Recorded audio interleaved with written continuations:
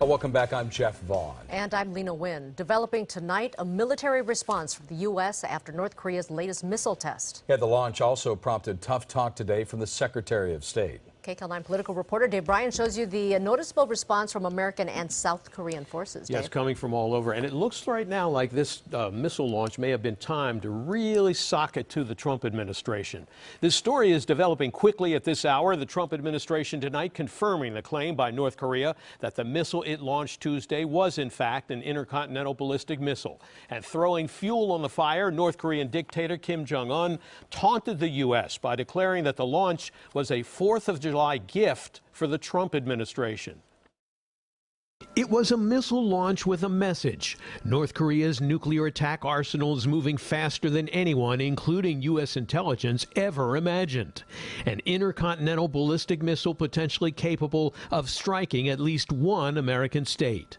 The missile only traveled about 600 miles because it was launched at an extremely high angle, rising about 1,500 miles. It flew for 37 minutes, long enough to be an intercontinental missile. And if it had been launched on a standard trajectory, it could have traveled about 4,000 miles. That means it could reach Alaska. In January, when North Korean dictator Kim Jong-un bragged that his country was getting close to launching an ICBM, President-elect Trump tweeted, "It won't happen."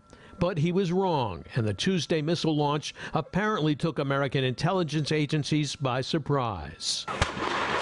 And just a few hours later, the U.S. and South Korea responded by launching their own missiles into waters off Korea's east coast, a show of force and reinforcement of the ironclad commitment to the defense of South Korea.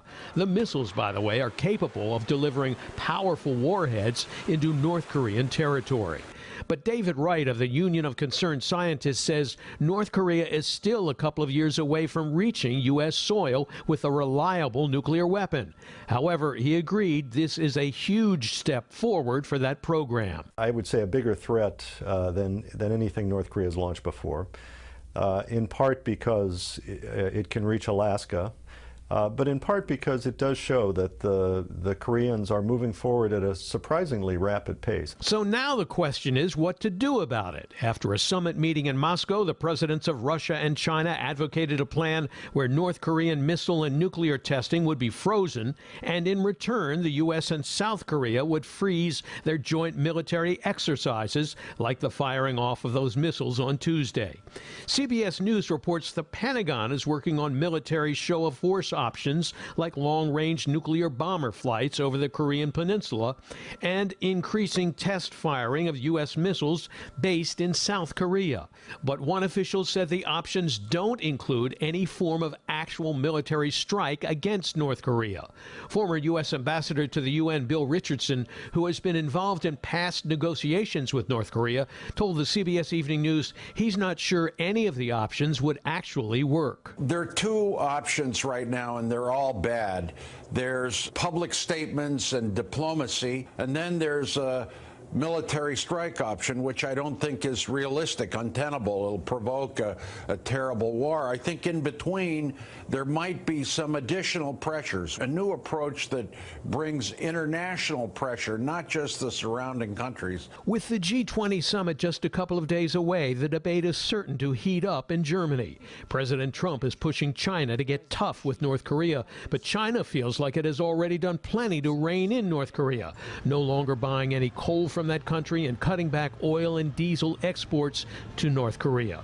But Richardson, who's a Democrat, believes President Trump is doing the right thing by pressuring China. I think eventually we have to make a deal, but we need China, and China's not stepping up. And I think the president is right to jab them a little bit with these initiatives that stir them up, that stir the Chinese up. If they really want to help, they can do it.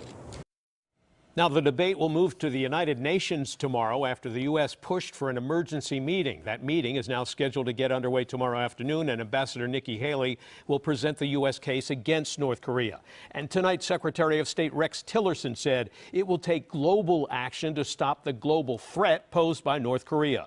Tillerson says the U.S. would enact stronger measures against the North. The U.S., he declared, will never accept North Korea as a nuclear power. Lena, back to you. All right.